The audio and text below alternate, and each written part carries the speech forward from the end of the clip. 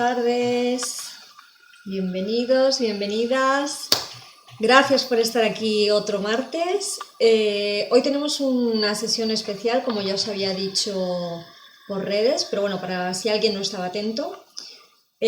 Hoy voy a leer el primer capítulo de mi novela, Amor tras los 40, y la tengo por aquí. Bueno, vosotros también la veis ahí en lo alto de la pantalla. Y nada, quería leer el primer capítulo para compartir un poquito con todos los que me veis por Twitch.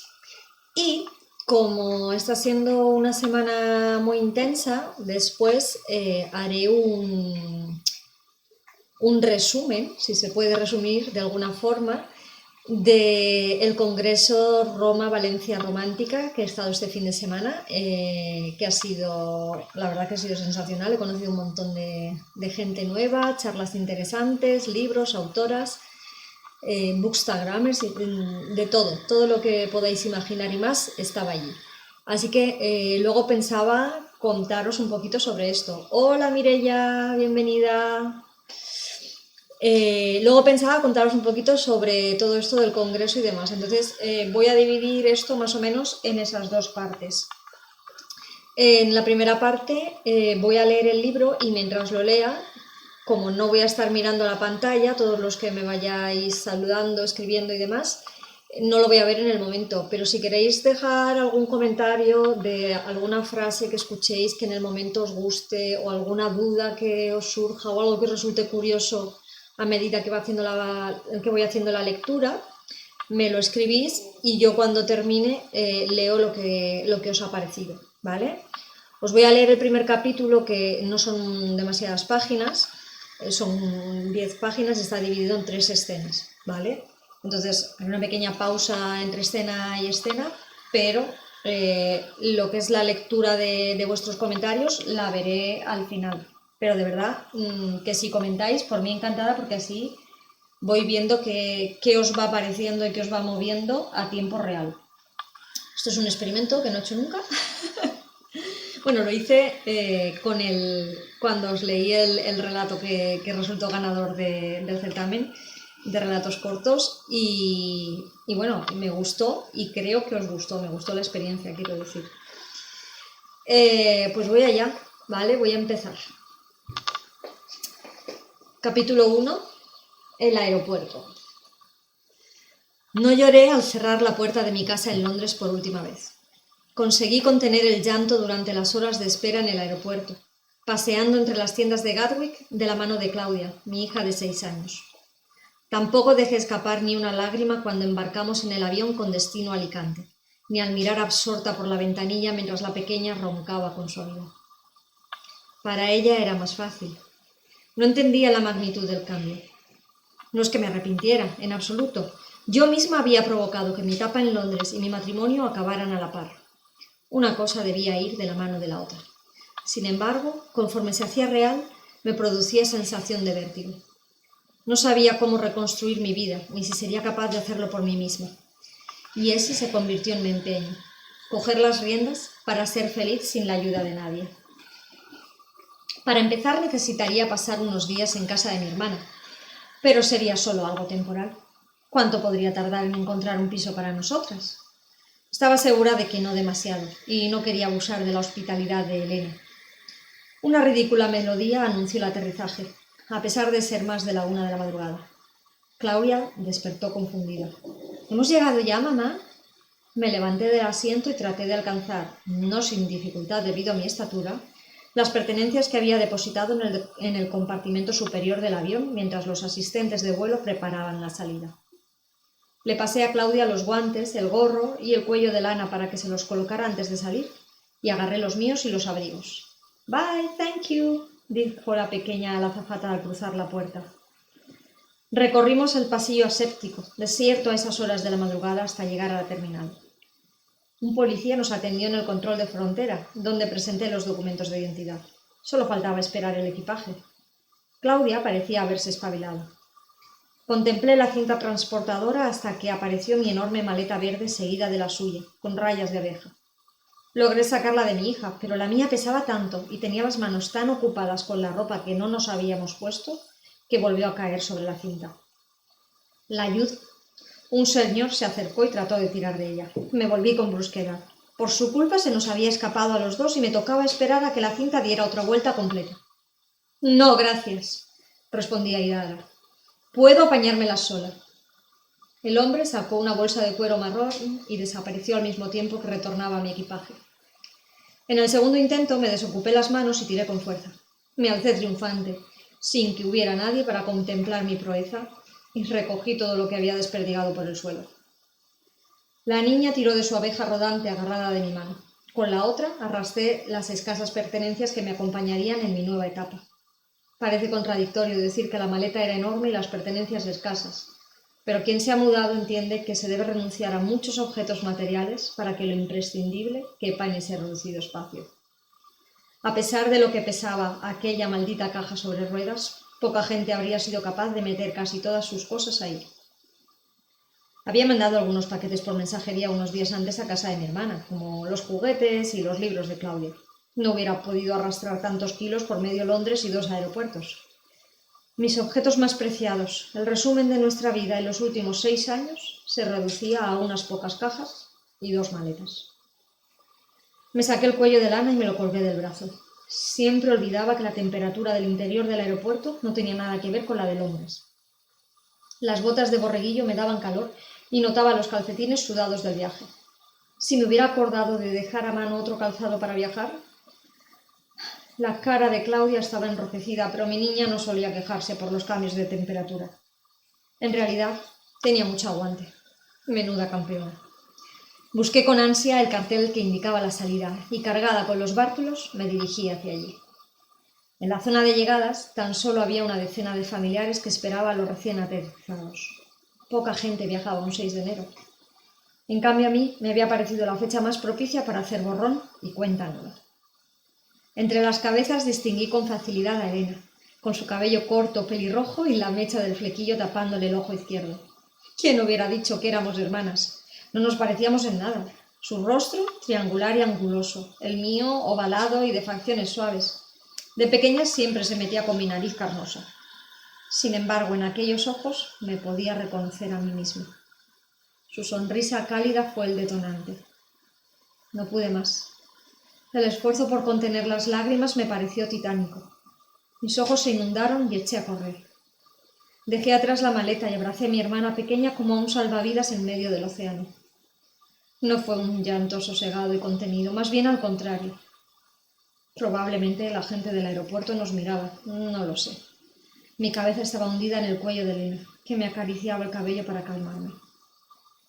Todos los sentimientos que había reprimido en los últimos meses, ásperos como una bola de esparto en mi garganta, explotaron al sentir cerca a la persona con quien más años había compartido confidencias.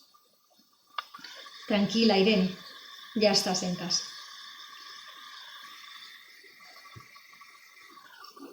Durante el trayecto en coche, Claudia le contó a su tía los pormenores del viaje y sus últimos días en Londres. En el colegio le habían hecho una fiesta de despedida y sus compañeros le regalaron un cuaderno con dedicatorias y dibujitos.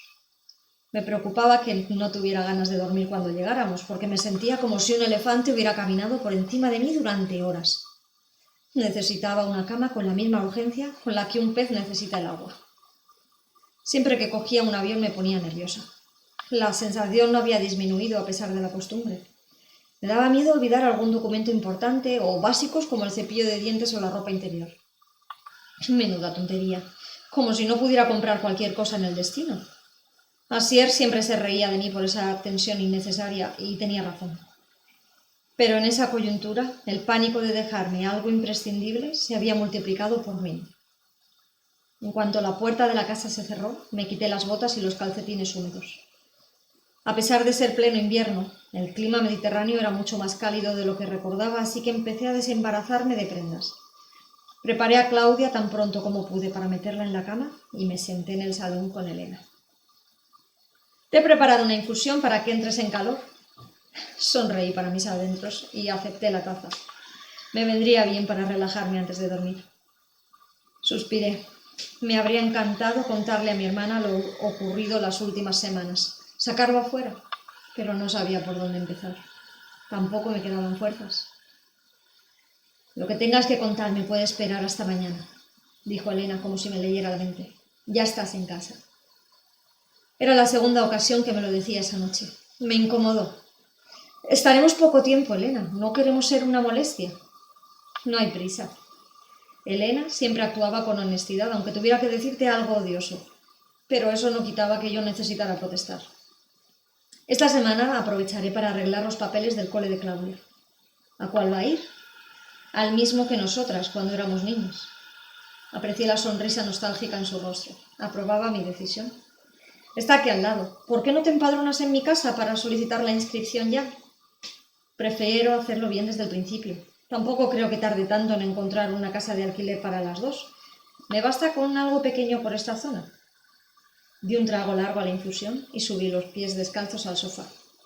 Elena cogió la manta que sostenía para que solía tener en el respaldo y se tapó las piernas. Y Asier sigue en Londres, en casa de un compañero de trabajo. Tiene que entregar unas fotos antes de venir. Elena dudó antes de hacer la siguiente pregunta. ¿Y cómo se ha tomado tener que volver? Yo no lo he obligado. Confieso que me puse a la defensiva. Solo le dije que no pensaba criar a mi hija en la soledad de esa ciudad fría. Si quería verla, tendría que estar cerca de ella. De hecho, no tiene intención de venir a Elche. Buscará piso en la playa. Hice una pequeña pausa. Sentía la necesidad de justificarme. Y para su trabajo da igual donde esté. La mayor parte del tiempo tiene que viajar de todos modos. Al menos, si no tiene sesiones de fotos, podrá quedarse con ella. Una ligera indignación subió por mi pecho. Además, yo me sacrifiqué primero. Ahora le toca a él. La diferencia es que tú lo hiciste cuando lo querías y él... ¿Te estás poniendo de su parte? No la dejé ni terminar. Sabes que nunca ha sido santo de mi devoción. Es un crío grande y egoísta. Solo que entiendo que para él tampoco será fácil. Sabía que tenía razón. Elena y Asier no habían congeniado nunca. Ella era demasiado directa para él, a quien le preocupaban más las buenas formas y las apariencias. ¿Cuándo empiezas a trabajar? Elena cambió de tema. El lunes que viene. Aún tengo algo de tiempo para hacer las gestiones. Agarré la taza con fuerza, para sentir ese calorcito tan acogedor. Era uno de esos cozy moments de los que tanto se hablaba en Londres. Después del día que había pasado, tener entre mis dedos ese líquido humeante que emanaba aroma a azahar se convertía en un placer primario. Cerré los ojos para apreciarlo. A lo mejor conoces a algún chico guapo en el trabajo. Elena tenía una sonrisa pícara. Abrí los ojos del sobresalto. ¿Pero qué dices? Bueno, ahora estás de nuevo en el mercado. No te vendría mal una alegría. Ni loca. Además, te recuerdo que acabo de cumplir los 40. La etapa de los ligoteos se acabó hace tiempo. No sabía que tuviera fecha de caducidad. Ella siempre andaba con 3 o 4 líos a la vez, así que pensaba que yo era la persona más aburrida del mundo. Me molestó que fuera tan insensible. No tengo ganas ni fuerzas para empezar una relación, aclaré. Por otra parte, no necesito a nadie para ser feliz. Tengo a mi niña, que es lo más bonito del mundo, y me sobra. Tu niña es estupenda, pero una cosa no quita la otra. Elena se levantó y me dio un beso en la frente. Eres madre, pero sigues siendo humana. Apenas dormí unas cuantas horas. Al despertar me sentí desubicada, a pesar de que ya habíamos dormido en casa de Elena en nuestras visitas. Si no hubiéramos vendido el piso de mis padres cuando fallecieron, ni siquiera tendría por qué buscar alojamiento. Sin embargo, entonces no podía prever que mi mundo cambiaría tan rápido. Aunque mi vida siempre había sido así. Un día todo era blanco y al siguiente negro. Me volvía de cambio drástico en cambio drástico en cuestión de un pispás. Claudia se había despertado hacía rato y le di permiso para que saliera a ponerse los dibujos en la tele con la condición de que no la oyera su tía. Elena era dormilona y no había nada que la cabreara más que ser despertada por las mañanas. Se levantó después de que yo metiera parte de nuestra ropa en la cajonera de la habitación. El resto se tendría que quedar en las maletas porque no había más sitio. ¿A qué hora tienes clase? La primera la doy a las 6, pero antes de empezar tengo una reunión con el departamento. Coloqué 2 tazas sobre la mesa y saqué el vaso de la leche del microondas para llevarlo en una bandeja al salón, donde Claudia seguía enganchada a la pantalla. Cuando volví, Elena estaba tirada sobre la silla, removiendo su café. ¿Qué planes tienes? ¿Quieres que vayamos a algún sitio a comer? Hice una mueca mientras pensaba. Quería llamar a alguna inmobiliaria. Venga, va, date una tregua. Es tu primer día aquí. Bebió y me miró a los ojos. ¿No tienes a nadie con quien quedar? ¿Alguna amiga? Cogí un par de valencianas y mojé una en el café. Las había echado de menos en Londres.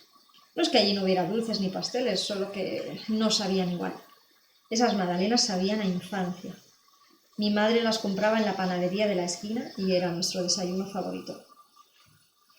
Los amigos de la uni eran del círculo de Asier. No tengo ganas de verlos y dar explicaciones. ¿Y las amigas del Insti? Elena se apropió de la otra valenciana.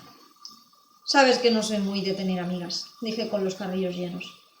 Era cierto, siempre me había llevado mejor con los chicos.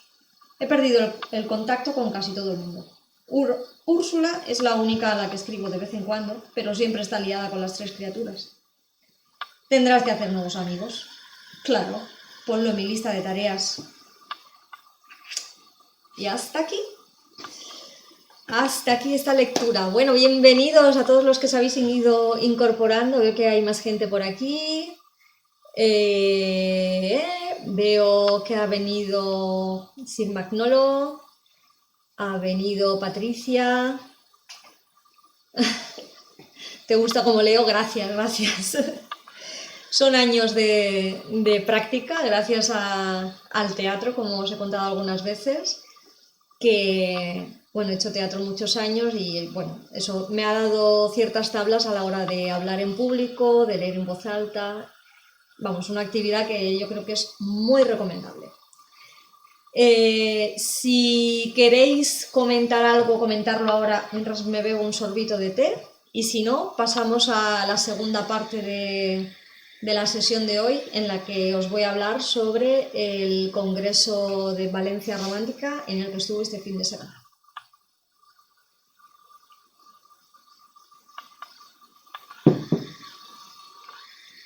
Vale, pues pasamos. Voy a poner 2 segundos una pantalla en la que solo vais a ver un color, ¿vale? Pero no os asustéis, que esto es para poder editar después el vídeo. Yo, de hecho, os hablo de fondo y así sabéis que sigo aquí, que no me he ido. Y ahora que han pasado estos 3 segundos, vuelvo a aparecer. Hello. Ahora vamos con la segunda parte del vídeo, en la que os voy a hablar del Congreso de Escritura de Novela Romántica, que estuve este fin de semana en Valencia. Fue el sábado y domingo, fue un congreso de 2 días. El sábado había conferencias y talleres de forma simultánea, con lo cual podíamos ir eligiendo a qué sala acudíamos. Y entonces yo os voy a hablar solo de las salas en las que yo estuve, ¿vale? Y el domingo sí que fueron charlas todas juntas, y la verdad es que terminamos con una cosa que me parece una reflexión muy, muy interesante, que por supuesto pues va al final porque es con la cosa con la que terminamos, ¿vale? Entonces os voy a empezar a contar. Bueno, el sábado 13, cuando llegábamos, había que acreditarse, era el momento también para llevar nuestros libros a la librería. Yo dejé allí unos cuantos ejemplares para que se pudieran vender. Y a las 10 de la mañana se falló el premio literario que habían convocado. Es la primera vez que se hace este evento y es la primera vez que se falla este premio. Era un premio a una novela romántica. Y me traje a la ganadora, os la enseño. Ganó una novela romántica histórica, escrita por Chus Nevado. Aquí pone que es el primer premio, como podéis ver. Y se llama, como también podéis ver, Entre dos reinos, ¿vale? Es una novela romántica histórica no muy larga para el género en el que se encuadra, ¿vale? Son unas 420 páginas más o menos, con letra asumible, no es una cosa así de morirse, en una edición muy bonita que ha hecho la editorial Tinturas, que era la convocante. Me encanta que tiene como pequeñas citas literarias,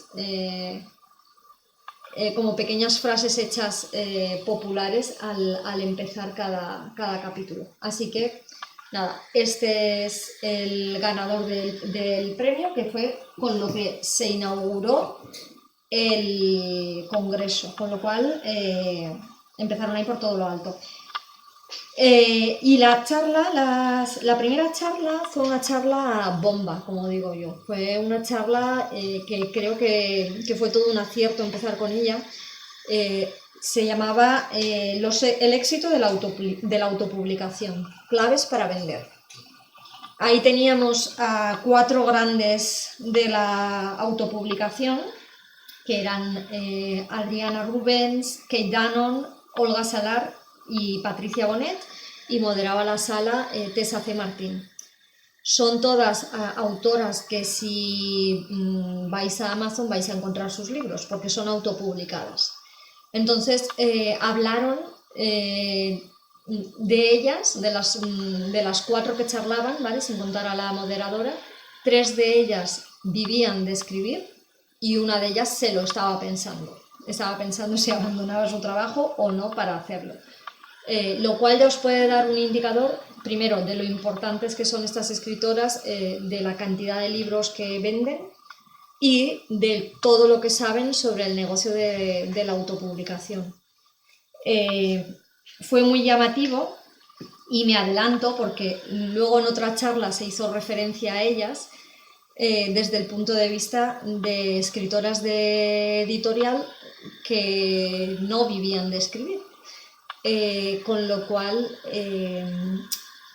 cada vez se ve más claro y cada vez más gente está convencida de que realmente si quieres vivir de tus libros, el camino es la autopublicación. El problema de la autopublicación, que es un poco de lo que también se hablaba aquí, es para poder vivir de ello tienes que autopublicar, pero tienes que autopublicar con calidad. Por lo tanto, tienes que contactar con tus profesionales para portada, maquetación y corrección. Vale, son 3 puntos fundamentales que todas ellas estaban absolutamente de acuerdo en que eran imprescindibles a la hora de vender bien los libros.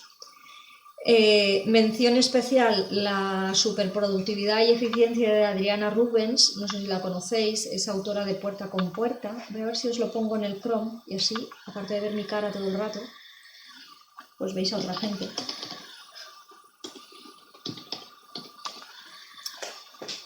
Adriana Rubens. Espera, porque he ido a un enlace que no funcionaba, pero bueno, en Amazon sí que está. Adriana Rubens, aquí están sus libros, escribe mucha novela romántica y su objetivo era escribir un libro cada 3 meses para poder mantenerse en el top de ventas de Amazon. Entonces, bueno, pues toda mi admiración, porque escribir un libro en 3 meses es bastante complicado.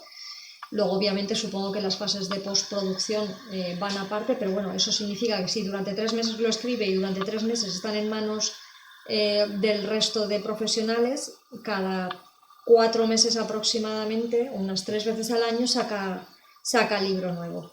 Yo de estos que veis aquí he leído Puerta con Puerta, con lo cual os puedo certificar que escribe bien, ¿vale? O sea, no es una vendehumos de estas de decir, bueno, es que a lo mejor escribe chufas. No, esta chica escribe muy bien, escribe novelas románticas, en este caso es una contemporánea, pero bueno, también se ha iniciado, supongo que por ampliar el abanico en otros géneros dentro de la romántica, como paranormal, histórica, fantástica y demás. Esta fue la primera charla, luego tuvimos otra charla sobre los estilos literarios dentro de la novela romántica.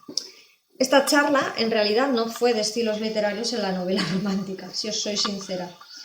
Me acuerdo que me quedé con esa sensación porque se fue el tema un poco por otro lado. Se habló más... A ver. Sí.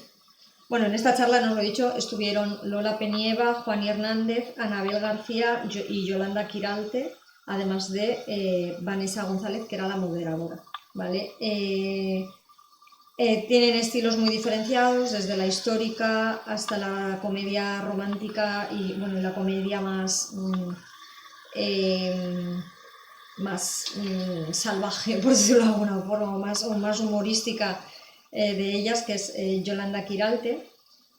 Estuvieron hablando más que de subgéneros, a pesar de que cada una representaba un subgénero, estaban hablando más del estilo literario, ¿no? De cómo se debe adecuar el estilo literario y el vocabulario a cada subgénero que se escribe. O sea, pues si estás escribiendo una novela romántica histórica, obviamente tienes que usar un vocabulario mucho más arcaico, sin resultar pesado o ininteligible.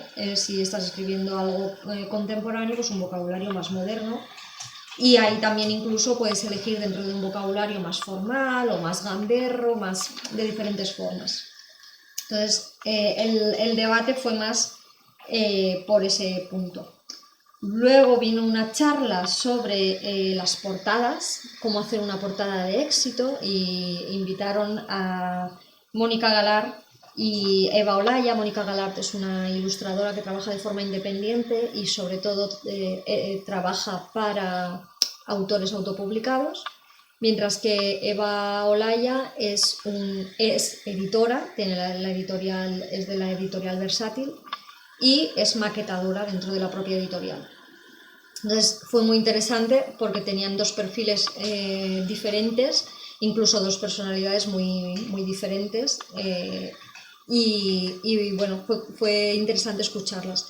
Dieron algunas opiniones, sobre todo que se vienen a resumir en que escuchéis a los diseñadores de portada, porque aunque vosotros como autores tengáis una idea muy clara de lo que queréis hacer, a lo mejor lo que queréis hacer no es lo que va a vender tu libro, y ellos conocen mejor lo que funciona, lo que no funciona, las combinaciones de colores, todo hay que tenerlo en cuenta. Estuvimos hablando también, pues eso, de la importancia de los determinados colores según el género, ¿no? Sabéis que, por ejemplo, la novela de fantasía tira más hacia la gama de los negros, verdes, azules, incluso marrones. La gama del género de misterio es más portadas negras con rojo y blanco, como por ejemplo el género romántico es más los rosas, los azules, los colores pastel. Y como detalle curioso, hablaron de lo difícil que es hacer portadas en tonos amarillos o naranjas. Pongo por caso. No sé si os suena alguna así recientemente que hayáis visto por ahí que sea amarilla o naranja. Y dijeron que era difícil, porque es difícil encontrar la combinación de colores que vaya bien, que peguen y demás. Pero es una apuesta difícil, pero es una apuesta que también visualmente, como hay muchas menos, funciona. De hecho, tengo algunas fotos y vídeos del libro allí expuesto en la librería, y claro, es que tú vas pasando por la mesa de novedades y enseguida lo ves, porque es que es amarillo, es que está hecho para ser visto. Entonces, nada, me resultó muy curioso. Si tenéis preguntas, porque ya veo que estáis poniendo que es interesante, que tal y que cual, pero bueno, que si tenéis preguntas sobre cualquiera de las charlas que he dicho, queréis que me enrolle más en alguno de los puntos que en otro, me lo decís, ¿vale? Que sabéis que esto, como siempre, la idea es que sea bidireccional. Y bueno, después de eso nos fuimos a comer, que también está muy bien. Está muy bien porque aparte, después de las charlas siempre teníamos 15 minutitos para que los ponentes firmaban sus libros, y el resto pues hablábamos entre nosotros, nos conocíamos, nos presentábamos, etcétera, etcétera. Y luego pues durante la comida también tuvimos bastante ocasión de interactuar unos con otros, de charlar y de conocer gente nueva, que es un poco también de lo que se trataba el evento. Luego por la tarde había una charla de escribir para jóvenes que no me llamaba especialmente la atención, porque yo no escribo especialmente enfocada en jóvenes. Los jóvenes me pueden leer, de hecho lo recomiendo, pero no era un taller para mí. En cambio, sí me subí arriba porque iban a hablar sobre las claves de la edición tradicional, y para precisamente, como autora autopublicada, como no me suelo codear con editoriales, pues es el mundo que menos conozco, ¿no? Sí que lo conozco porque he leído mucho sobre muchos compañeros y las relaciones que han tenido con las editoriales tradicionales, pero bueno, este era un punto de vista interesante. Estuvieron allí Eva Aguilar de la editorial Tinturas, de nuevo Eva Olaya, la portadista también de Ediciones Versátil, Toni Alcolea de Ediciones Olé y el presidente de los premios de la crítica valenciana, que bueno, él era tradicional todo él.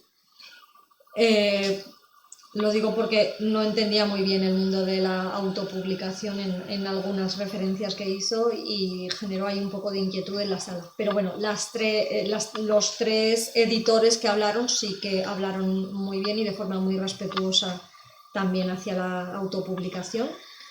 Y fue interesante conocer los datos que manejan de tiradas, por ejemplo, no sé si habéis oído hablar últimamente de la polémica que hay sobre la falta de papel y cartón, que está, por lo visto, hay unos containers bloqueados en China que no les dan salida y algunas editoriales han tenido que retrasar lanzamientos porque no les ha llegado el papel para la impresión. Entonces ha vuelto a resurgir todo el debate de el libro en papel es sostenible, tenemos que pasar todos al digital o qué va a pasar con esto. El caso es que, por ejemplo, en los de las editoriales pequeñas, los tres coincidían en que para las editoriales pequeñas realmente no es un problema. O sea, esto le pasa pues a Planeta, por ejemplo, que si imprime 5 millones de copias, pues claro, necesitas tener mucho papel para eso. En cambio, las editoriales pequeñas, como imprimen a lo mejor tiradas de 2.000 ejemplares, 1.000, o cuando son muy pequeñas, a veces incluso tiradas de 500 ejemplares, no hay tanto problema en realidad con la edición y la impresión de papel.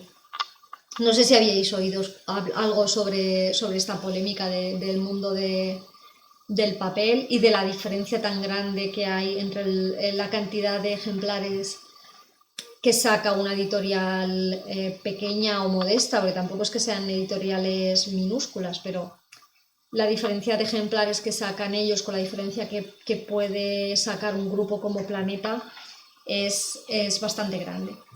Y el caso es que después también se estuvo comentando mucho cómo se había perdido espacios en los medios de comunicación tradicionales, ¿no? Como por ejemplo en televisión, pues a no ser que seas del grupo Planeta, que además es dueño de ciertas televisiones privadas, es difícil que se hable de tu libro en los medios televisivos, pero incluso en la prensa escrita.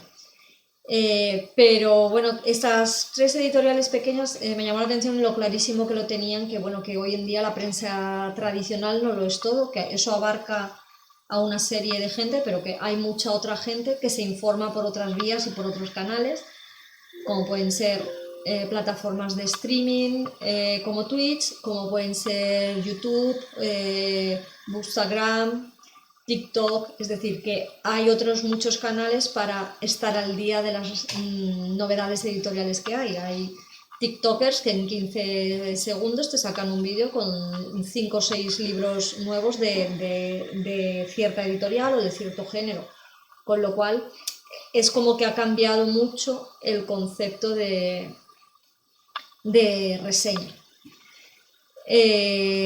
Bueno, esa charla a mí me resultó interesante, a pesar de que, como digo, el moderador no remaba a favor en especial y creo que fue una sensación generalizada. Pero luego, a continuación de esta, hubo también una charla taller sobre el papel de los Instagramers. Y fue muy interesante verlo desde el otro lado, ¿no? Bueno, yo las veía y las entendía un poco a partes iguales, a pesar de que la escala es totalmente diferente, ¿no? Los números que yo manejo con los que manejan ellas. Pero como creadora de contenido, entendía perfectamente cuando decían la cantidad de trabajo que hay detrás de lo que hacen, que la gente cree que es como, publicas 4 fotos y te siguen miles de personas y tienes la fama ya asegurada de por vida. Cuando en realidad, para subir una foto, para empezar, si es de Bookstagram, tú te has leído el libro, has visto lo que te parece, entonces escribes una reseña junto a la foto, entonces haces la foto, editas la foto y publicas la foto.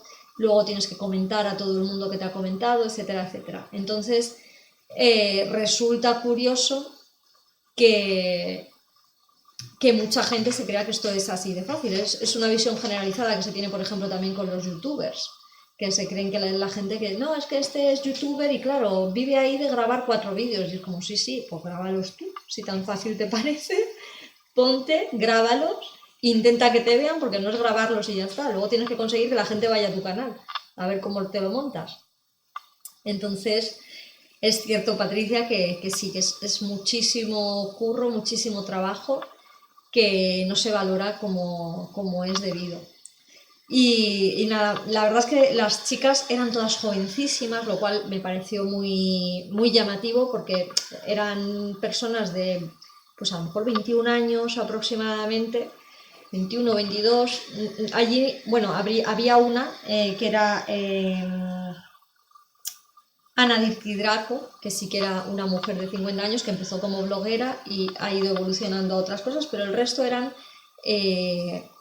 chicas muy jovencitas que les apasionaba la lectura, que hacían sus reseñas a través de Instagram y que lo hacían por pasión, porque además en Instagram es que ni siquiera ganas dinero por visitas ni nada parecido, porque por ejemplo en YouTube sí, en YouTube dices, bueno, pues tengo muchas visitas y recibo cierto beneficio económico, pero es que quienes lo hacen en Instagram lo hacen totalmente por pasión, y aún así hay gente pues que les exigía mucho a cambio. Una cosa bastante polémica de la que se suele hablar también y que salió el tema, mi gata quiere participar. Gatos y libros siempre son bien. Y gatos en Instagram ya ni te cuento. Pues todas coincidían en que ellas no hacían reseñas negativas. Que si un libro lo leían y no les gustaba, se callaban. No decían nada y ya está. Porque entendían que escribir un libro lleva muchísimo trabajo, que su opinión influye muchísimo en la gente y que a ellas no les gustaba no significaba que fuera un libro malo. Por lo tanto, no daban su opinión en público.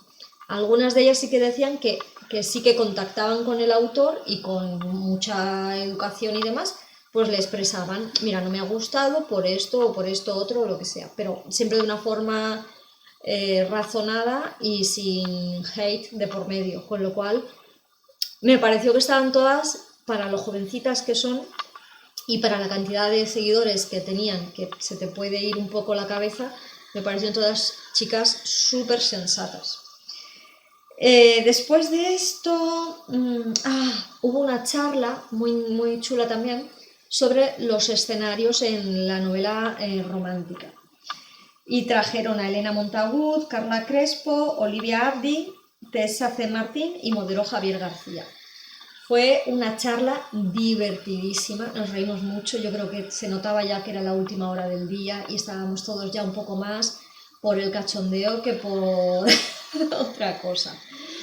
Pero no, aún así nos reímos mientras aprendimos y debatimos mucho sobre la importancia de los escenarios dentro de la novela romántica.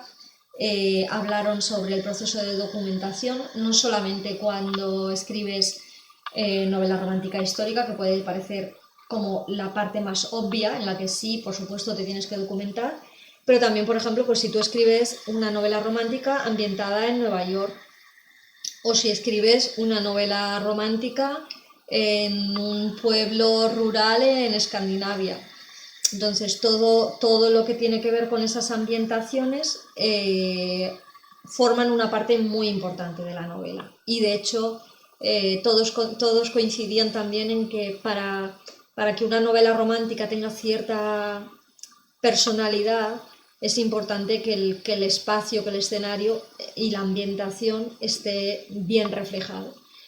Puede ser desde algo tan grande como decir, bueno, es que está ambientada en el Nueva York de los años 50, como algo más concreto de, no, es que está ambientada en una oficina en la época actual. Bueno, pues, pero esa oficina tú tienes que ser capaz de reflejarla de forma fidedigna. Y por supuesto eso no significa liarte ahí a hacer descripciones larguísimas y aburridísimas, sino con pocas pinceladas saberlo representar bien. Pero fue una charla muy entretenida. Bueno, en un momento dado el moderador preguntó que cómo ambientaban los escenarios para las escenas de relaciones sexuales. Y bueno, ahí ya es cuando se abrió la veda del cachondeo generalizado por parte de las ponentes, por parte del público, por parte del moderador, por parte de todo el mundo. Entonces, nada, fue una parte muy divertida y estuvo muy bien porque además vimos a todo el mundo. No eran esas charlas encorsetadas en las que todo el mundo está ahí con su corbata manteniendo la compostura. Aquí para empezar corbatas no había ninguna, éramos todo mayoría mujeres, pero que estaban muy, muy tranquilas y en un ambiente pues muy distendido, que siempre se agradece. Y con esa charla terminamos el día. Yo salí de allí terminamos el día, pero ahora os cuento el segundo día, no os vayáis.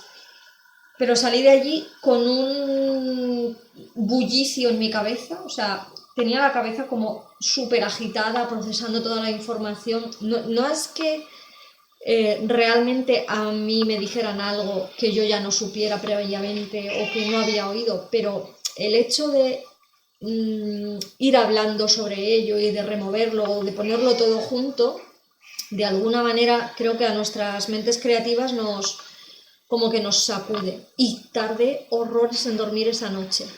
No os podéis imaginar lo que tardé en dormir. Entonces, con mucho sueño, volví el domingo, pero volví. Vale, y a las 10 de la mañana teníamos una charla con las más románticas, que eran Edurne Cadelo, Marta Querol, Ana Nieto y moderó Ana Forner. Entonces, en esta charla estuvimos hablando de debates interesantes dentro del mundo de la romántica, como por ejemplo, final feliz sí o final feliz no, y cosas del estilo sobre qué preferían los lectores de romántica y qué preferían también las escritoras de romántica. Entonces era la primera hora de la mañana, íbamos con sueño, como he dicho, porque yo no era la única, supongo que las demás a lo mejor se habían ido de fiesta, alguna se habría ido de fiesta por la noche anterior o no sé, pero estábamos con sueño, pero nos despertamos enseguida porque ahí empezamos a debatir, a sacar todos nuestros argumentos a favor, en contra, nos pusieron así varias elecciones de ¿preferís esto o esto? ¿Os gusta más así o os gusta más así?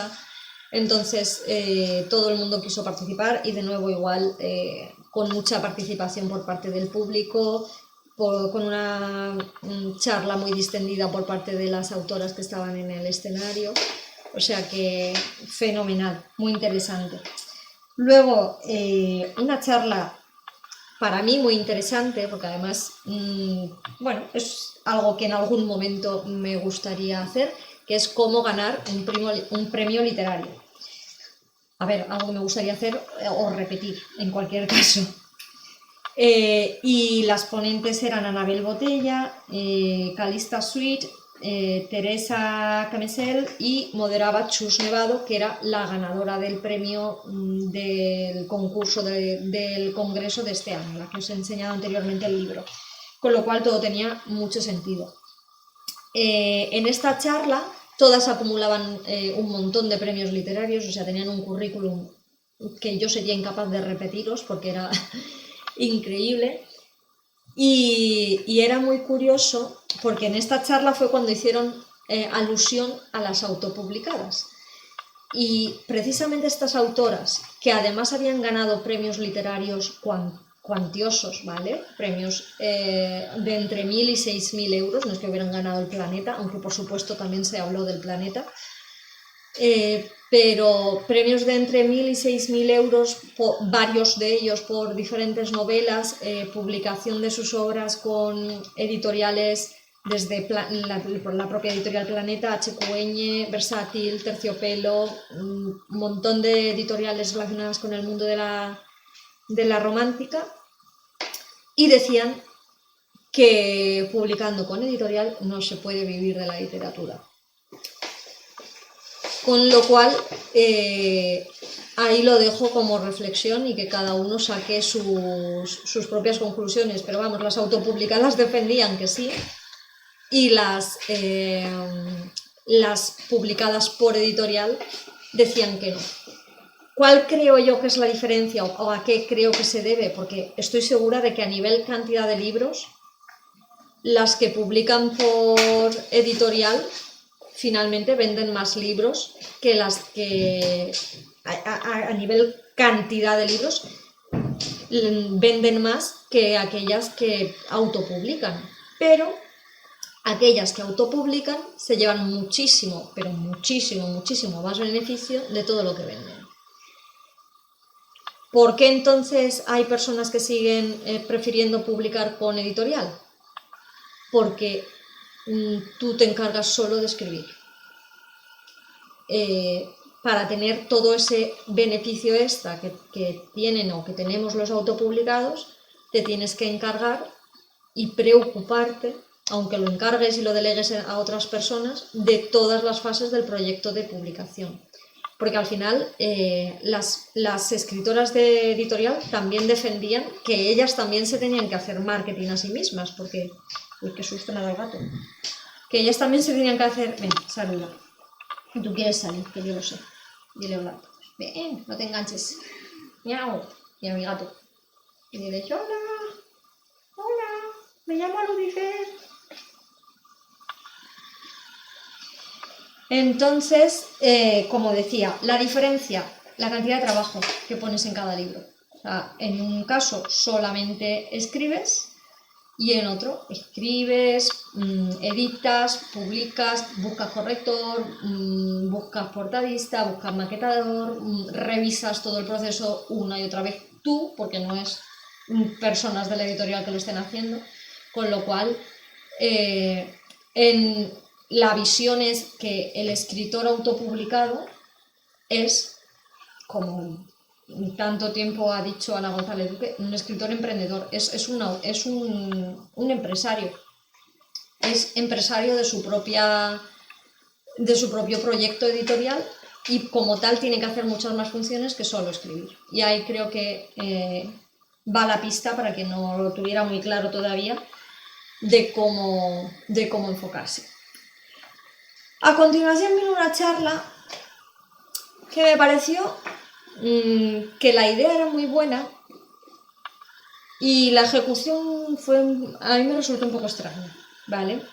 La charla se llamaba Otro punto de vista y es que invitaron a autores de otros géneros para hablar sobre la novela romántica. El tema está en que los autores de esos otros géneros, excepto el moderador, no leían novela romántica, con lo cual todo el punto de vista que traían era de clichés y decían cosas como, es que la novela romántica no es un género menor que otros géneros, con lo cual está muy bien, pero ya el hecho de que lo digan ya suena raro. Es como si yo digo, no, es que en realidad las mujeres, si yo soy un hombre y digo, las mujeres son iguales que los hombres, ¿sabes? Con esa condescendencia extraña. Entonces, quedó raro. Mi sensación es que quedó raro, porque no conocían el género, con lo cual, ¿por qué gente de fuera nos va a hablar a nosotros sobre novela romántica si no nos han leído como novela romántica? O sea, ¿qué nos van a aportar? Esa charla sí que pienso que no fue un acierto. Pero, bueno, allí estuvimos y también lo pasamos bien, ¿eh? No digo que lo pasáramos mal, y los chicos y las chicas que vinieron, muy majos todos. Pero no era mi cosa. Y ahora viene lo que fue la bomba, que es la charla de cierre. La charla de cierre se llamaba Amor LGTBI. Y fue la bomba porque las invitadas, aparte de Óscar Hernández Campano, un autor homosexual con discapacidad que había escrito 2 libros, uno hace 20 años y otro ahora, y con lo cual tenía una perspectiva de cómo había avanzado el supuesto género LGTBI. Digo supuesto género porque no es un género, es una etiqueta, pero no es un género. Y venía acompañado de Iria G. Parente y Selene M. Pascua. Es decir, Iria y Selene, que son un tándem para, no sé si las conocéis vía Twitter y demás porque son muy activas, están ahora mismo petándolo en todas las ferias de libros, en todas las mesas de novedades, etcétera, etcétera. Son las autoras de, entre otras cosas, Anne sin filtros, que es la última novela que han publicado. ¿Y por qué fue la bomba esta charla? Pues porque estas dos autoras, que son jovencísimas, hicieron que de repente, conforme terminó la charla anterior, empezó a entrar gente en el salón que no habíamos estado viendo en ninguno de esos 2 días y se llenó el salón de gente joven, de, por supuesto, todo tipo de orientaciones sexuales, pero de gente jovencísima. ¿Y por qué pienso para mí que esto fue importante? Más allá de que el contenido de la charla fue fantástico, por supuesto, reivindicando la necesidad de más representación LGTBI en todo tipo de novelas, como protagonistas, como secundarios y con normalidad, sin traumas, etcétera, etcétera. Para mí lo impresionante fue, pero es que estoy hablando como de 100 personas de repente, o sea, es que no os estoy diciendo ni 20 ni 30. Que había gente que se había enterado de que estas chicas venían a hacer su charla y que después iban a estar firmando libros allí y pagaron su entrada al congreso simplemente por poder venir y escucharlas. Eran fans totales, absolutos y abnegados. Cada vez que hablaban y decían algo, se les veía en los ojillos que les brillaban, les reían todas las gracias, estaban allí entusiasmados. Y a mí me resultó súper emocionante ver que gente tan joven estuviera tan enganchada de la literatura. Y estoy segura que quienes estáis ahí compartís conmigo esta reflexión. Hoy en día, a pesar de que siempre están las voces catastrofistas de vaya juventud que tenemos, esto no era así cuando yo era joven, cada vez vamos a peor, están todo el día con los móviles, están todo el día tal. Pues fue esa gente joven la que llenó un congreso de literatura para escritores y lectores. O sea, y aviso, no es que el congreso estuviera vacío el resto de días, ¿vale? Pero vinieron a reforzar lo que ya había ahí.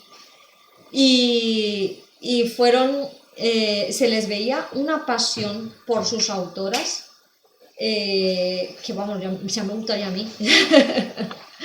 Ya le gustaría a cualquiera tener esa admiración total que sentían por ellas. Y lo bonito de todo esto es que esa gente joven se va a hacer mayor, seguirá leyendo, porque ya tienen ese hábito integrado y porque la literatura para ellos está siendo un medio de reunión, está siendo un hobby que gracias a las redes sociales ha dejado de ser una actividad aislada que hacemos cada uno en nuestra casa. Estoy mareando la cámara con las manos, voy a estarme quieta. Lejos de ser una actividad aislada y que hacemos cada uno en nuestra casa, es una actividad que podemos compartir con los demás, que podemos encontrar nuestro círculo y podemos encontrar personas con las que nos sentimos afines, con las que podemos compartir. Así que creo que con esto lo voy a dejar aquí en lo alto y me voy a despedir de vosotros.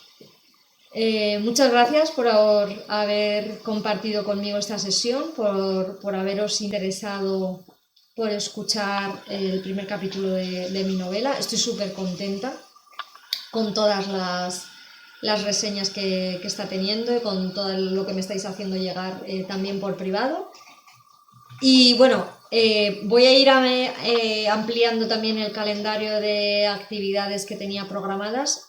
Ya os iré informando en redes sociales, pero quedaros, eso sí, muy importante, con que este domingo voy a estar en el canal de Café Librería. Voy a estar con Carla charlando sobre lo que ella quiera, sobre libros, sobre mi novela, sobre la escritura, sobre el feel good y sobre el té y el café. Seguro que tienen un papel importante en esa charla.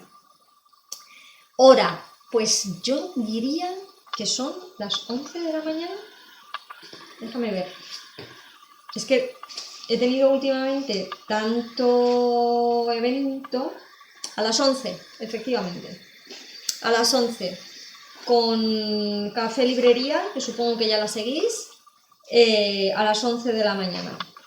Una charla entrevista, allí estaremos las dos y nada, si os venís, os escuchamos vuestras preguntas, vuestras sugerencias, vuestros comentarios, vuestras recomendaciones, como siempre.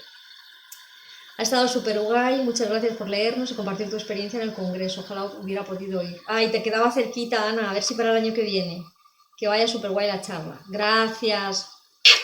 Pues nada, muchos besos, os dejo y nos vemos la semana que viene. Bueno, nos vemos el domingo y luego además la semana que viene. Hasta luego.